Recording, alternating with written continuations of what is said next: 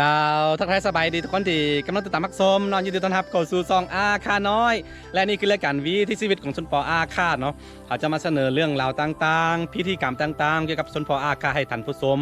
ได้รับได้ฟังน้ำกันเนาะวันนี้เขาจะมาเสนอตอนถ้าเกิดลูกก่อนแต่งงานเราจะทึกไล่ออกจากหมู่บ้านซึ่งจะเป็นจังไดนั้นขอให้ทุกคนติดตามฟังน้ำกันเลยไปโบฮู้ว่าชนเผ่าอื่นจะเป็นจังไดเนาะแต่ว่าสำหรับชนเผ่าอาคาเนาะถ้าเกิดลูกก่อนแต่งงานหรือว่าบอกง่ายๆคือเกิดลูกก่อนที่ไปเอาผัวเนาะมันเป็นเรื่องที่บ่ดีเป็นเรื่องที่ผิดศีลธรรมแล้วก็เป็นเรื่องที่เชื่อจังได๋ว่าเป็นเรื่องที่ผิดหิดของของชนเผ่าอาคากันนะพอตั้งแต่เกิดมาก็ยังบ่เคยเห็นแต่ว่ามันมีคำเว้าตัวนี้เนาะอยู่ในตามคัมภีร์ต่างๆแล้วว่าตามบทคับก่อนคับรามต่างๆของชนเผ่าอาคาเว้าถึงว่า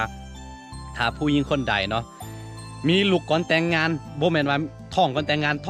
นนี่เคยมีเนาะบ่เป็นหยังเนาะได้เนาะแต่ว่ามีลูกออกเกิดออกมาที่โดยที่บ่ทันมีผัวเถอะนะบอกง่ายๆเนาะเป็นเรื่องที่ผิดอีกของแล้วก็จะทึกเนรเทศหรือว่าไล่ออกจากหมู่บ้านไปแล้วก็เท่านั้นบ่พอเนาะยังจะทึกปรับใหม่โดยอันทางหมู่บ้านหรือว่าผู้ใหญ่บ้านเนาะเขาจะทึกปรับใหม่อีกเนาะแล้ววิธีการไล่ออกจากหมู่บ้านของอันชนเผ่าอาคันนั่นคือกรณีว่าถ้ามีผู้หญิงผู้หนึ่งเนาะเกิดลูกออกมาโดยที่บ่ทันเอาผัวเถื่อเนาะเขาจะไล่ออกจากหมู่บ้านแล้วก็จะไปตั้งตูบน้อยให้อยู่อันหลังประตูมันจะมีสำหรับชนเผ่าอาคามันจะมีประตูหมู่บ้านเนาะมี2เบื้องเนาะอยู่อันอยู่เบื้องอยู่ถึงหัวบ้านแล้วก็อยู่กล้องหัวบ้านเนาะจะมี2บอนประตูหมู่บ้านเนาะต้องได้พ้นจากประตูหมู่บ้านไปแล้วก็จะไปตั้งตูบน้อยให้เนาะที่ได้ไปอาศัยอยู่คนเดียวนี่ประมาณ1 เดือนเต็มๆเนาะเพราะว่ามันเป็นเรื่องที่สิว่าจังได๋วะเป็นผู้หญิงที่เปื้อนขนาดเขาบอกยังไงคือมันจะบ่หมายความว่ามันสิมีผลต่อแต่ครอบครัวเนาะมันสิมีผลถึงแบบภายในหมู่บ้านเลยเนาะมันแบบมีสิ่งที่บ่ดีจะเกิดขึ้นในหมู่บ้านบ่ขนาดกว่านี้ว่าถ้าผู้หญิงผู้ใดมีเกิดลูกออกมาก่อนที่แต่งงานบอกยังไงเผื่อทาน FC บางคนบ่เข้าใจว่าท้องก่อนแต่งงานกับเกิดลูกออกมาก่อนแต่งงานมันต่างกันเด้อทุกคนเด้ออย่างที่บอกไปเมื่อกี้เนาะเขาจะไปทางชาวบ้านก็เลยจะไปตั้งทุบให้เจ้าแล้วก็ไปอยู่นอกบ้านประมาณ1 เดือนด้วยตัวคนเดียวแล้วก็ลูกที่เกิดมาหันนะก็บ่ได้เลี้ยงเนาะเขาจะมีวิธีการกำจัดบ่ฮู้ว่ากำจัดอย่างใดแต่ว่าบ่ได้เลี้ยงเด้อทุกคนเด้อบ่น่าจะบ่มีชีวิตอยู่ต่อไปอันนี้ก็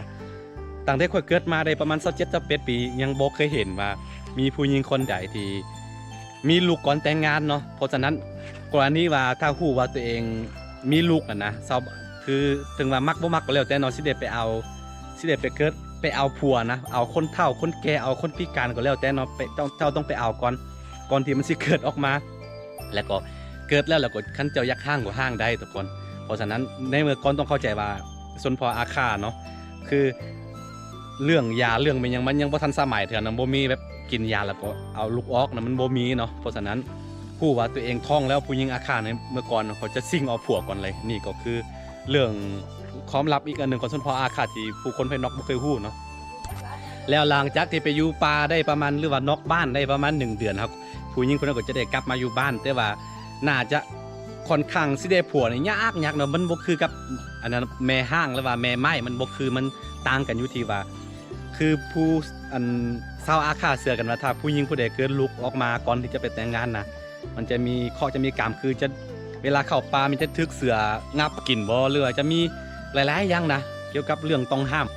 และนี่ก็เป็นอีกความเชื่อหนึ่งของชนเผ่าอาคาในเมื่อก่อนเนาะบ่ฮู้ว่าในปัจจุบันนี้ยังมีอยู่แบบนี้อยู่บ่แต่ว่าตามที่เห็นมาเนาะยังมีอยู่เนาะสำหรับกฎตัวนี้ถ้าจะให้ค่อยแสดงความคิดเห็นหรือว่าในมุมมองของค่อยเนาะค่อยถือว่ามันเป็นการเชื่อถือแบบงมงายเกินไปเนาะเพราะว่าบ่มีผู้ใดอยากเกิดขึ้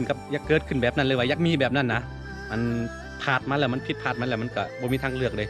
ถ้าทั้งที่ดีก็บ่ควรแบบซีนิรเทศออกหรือว่าไล่ออกจากหมู่บ้านแบบนั้นเนาะมันเป็นเรื่องที่แบบเชื่อจังได๋วะมันเป็นการเว้าถึงสิทธิพื้นฐานของมนุษย์นะเขาบ่ควรจะเฮ็ดแบบนั้นเนาะอันนี้ก็บ่หมายความว่าเฮาสิก้าวไกลผู้เฒ่าผู้แก่หรือว่าบรรพบุรุษของเฮาเนาะแต่ว่าในมุมมองของเฮาเห็นว่ามันบ่ถูกบ่ต้องเนาะกันมีมาแล้วก็ต้องเลี้ยงบ่เป็นหยังโอเคและเพื่อให้วิดีโอตัวนี้เนาะสมบูรณ์แบบขึ้นเขาจะไปทำผู้เฒ่าผู้แก่เลยว่าจะไปทำรุ่นก่อนๆว่ามันมีเรื่องแบบนี้จริงบ่เนาะแล้วปัจจุบันนี้มีการเปลี่ยนแปลงแนวใดเนาะเอาสิไปทำอาคา2 กลุ่มหรือว่าอาคา2อาคามันจะมีส่วนพออาคาจะมีอาคาแบบแยกเผาย่อยๆออกไปอีกเนาะคันอันเผาทับอิฐเอาสิไปท อาม่าของเขาโอเคไปเยอะได้ไหมคือไอ้เจ้าไม่อันนั้นมาอาคาชุมีมาอินี่ยาบองอะได้อาจิงอะอายาเยอะแค่เอเสดิฮัลโหลบ้าจ้ามาดิฮัลโหลมังเงไอ้ยาบองอะได้อาจิงอะไร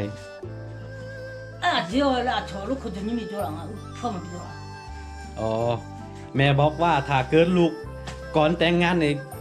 เสือสิมากินแล้วก็บ่ได้อยู่บ้านเขาจะทึกกันในประเทศออกไปจากหมู่บ้านสิไปอยู่ได้ไปอยู่นอกอันหมู่บ้านนะอันมีอะไรจ้ะอันมีล่ะเพราะงั้นเขาก็อาจจะไม่บ่รู้คำว่าล่ะโอ้เจ้าก็เข้าในละงั้นล่ะโอ้เมื่อกี้นี่ค่อยเว้าผิดแปลนึงเนาะคือบ่มีกำหนดเลยว่าจนกว่าสิมีคนมาเอาเจ้าสิมีคนมาเอามาเป็นผัวเจ้าเนาะจึงได้กลับมาคือถึงว่าเจ้ามักบ่มักก็เจ้าไปเอาก่อนเนาะเอาแม่ห้างพ่อไม้คนเฒ่าคนแก่หรือว่าเอาคนพิการมีหยังก็แล้วแต่เอาก่อนแล้วก็เรื่องอันสิปะสิห่างกันคันจะบ่อยากอยู่ค่อยว่ากันอีกทีนึงเฮ็ดยังไงอยู่มาอุตาฮลาบาจะเป็นแม่งาจิจ่ออันมาเลยยิโรมาหมกันดอกอันเสียวโอแน่ๆคือบิจงอ่ะเยอะตายอยู่คือบ่ตาอยู่แบบนี้ฮะโอ้แต่อยู่วินาทีอามานี่อันนี้มาปุ๊บที่บ่จีนเลยมาเลยจ้ะคันบ่เป็นบ้าก็บ่อันนั้นเนาะบ่เป็นบ้าก็ทึกเสือกินวันนี้เกิดมาแล้วก็สิมีเสือมาเอาเลยสำหรับลูกน้อยตัวผู้นั้นเขาว่าอย่างนี้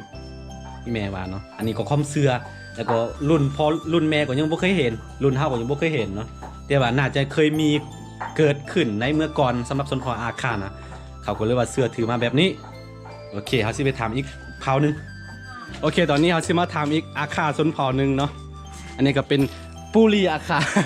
ไอ้แย่มืออันนั้นมานุ่มอาคาสุมิไม่นี่อย่าบอกอ่ะได้อาเจียกันละสุมิไม่อย่าบอกแต่ผู้จัดการชวนอะไรเสียเนี่ยเราสุขวัยแต่รำมากันเนี่ยเราขับพอจังเลยเนี่ยก็ดูไม่ได้ว่าคือดูไงพูดว่าเอ้มังเงือรำมาลูกหัวน่ะจะมาลองเนี่ยลูกเขาจะเนี่ยจะอะไรบ่แม่นมั้งลูกเขาจะเนี่ยไม่ยอมยกว่าอย่างไรชอบเนาะจะมามึงเจ้าเอ้มังอามาตายีได้เทียมไงอามาตายี่ห้อที่จะอยู่แล้วเจ้าน่ะผู้ที่ผู้จัดชนน่ะที่จะเนี่ยผู้จะยุ่งจะมาชัวร์อย่างไรอาเจียนละเจียนอาเจียนละเสียงว่ามาผู้ที่เนี่ยหัวละเจียนมันก็ฟูได้ก็ฟูเลยมาก็เสียงหนูจะที่ละเจียน怕穷就很怕穷เลยละบิสิละเจียนมันก็หัวมันยังไงเลยละเสียงเลยอยู่เขาพอเล่นเนี่ย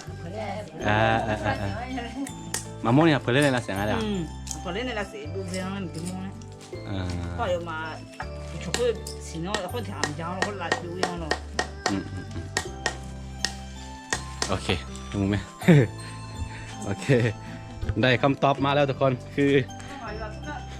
ตรงกันเนาะตรงกันคือถ้าผู้ใดเกิดลูกก่อนแต่งงานนะมันตบพิษนะพิษแล้วก็บ่ดีเลี้ยงแล้วก็จะทึกชาวบ้านหรือว่าผู้ใหญ่บ้านหรือว่าคนในภายในหมู่บ้านอะไรจะทึกปรับหมายเนาะบ่ดีเนาะสิได้ฆ่าหมู่ฆ่าเป็นอย่างแต่ว่าตัวนี้สำหรับอัน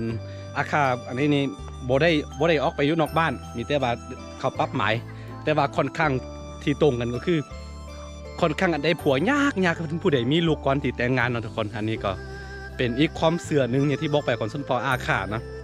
อันนี้ก็ขึ้นแล้วแต่มุมมองของแต่ละคนว่ามันดีบ่ดีแต่ว่าสำหรับเราถือว่าคือมันเกิดมาแล้วจำเป็นนะตามเป็นเฮาเนี่ยเฮาเลี้ยงเนาะทุกคนคือแต่ว่าอันนี้ก็บ่ได้ก้าวไกลแบบบรรพบุรุษของอาคาดอกแต่ว่าเนาะเห็นว่ามันคือบ่ต้องโอเคเป็นคลิปที่มาเสนอเรื่อง